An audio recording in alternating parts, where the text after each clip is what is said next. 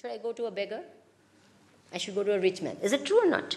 It happens many times. Sometimes you're standing at the railway station or something and some beggar comes and says, paisa do. I said, you and I are same. I also go and ask, say, Bhiksham Dehi. I am a sannyasi. I am a monk. So I also ask for, you give me food, and people give me food. We are in the same trade. So you don't ask me. I don't have anything. Both of us together will go and ask someone. So always ask the person who is with me. They have all the money. So then they go to that person and say, paisa do. And then they give. And then half the reason they give is because I am standing there.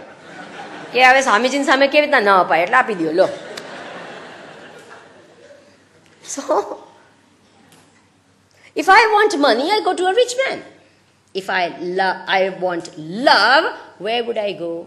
If I want to grow in love, where would I go? I go to a person who is full of love. Is it true or not? And Santa, great saints and great people, noble souls, are full of love. And therefore, in their company, we too grow in love. Will you remember this?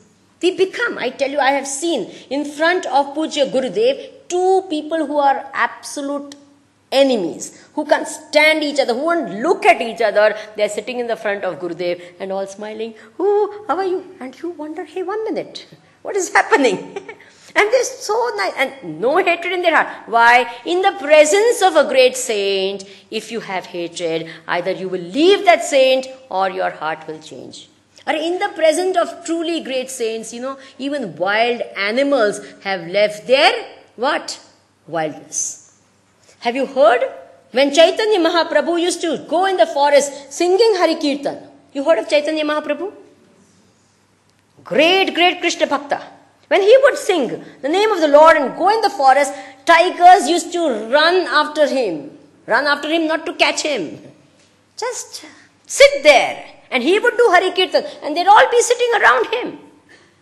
Lost. Absolutely. In their Hari Kirtan. Can you imagine tigers? Have you not heard of so many great saints? When they are sitting there, a cobra passes, comes close to them, goes away.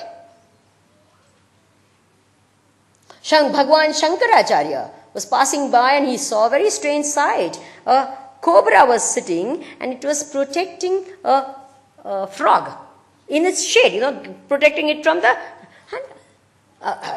snake and a frog are enemies. A frog immediately eats the snake. Immediately Shankaracharya ji realized that this place has something holy, something special. He asked the people around, he's saying, what is the significance? He says, a great saint had sat over there on this rock and meditated for years together. And there is the vibration where even in the presence, years after that saint had passed away, that stone has the vibrations where even an animal loses its natural enmity. Are you understanding what I'm speaking?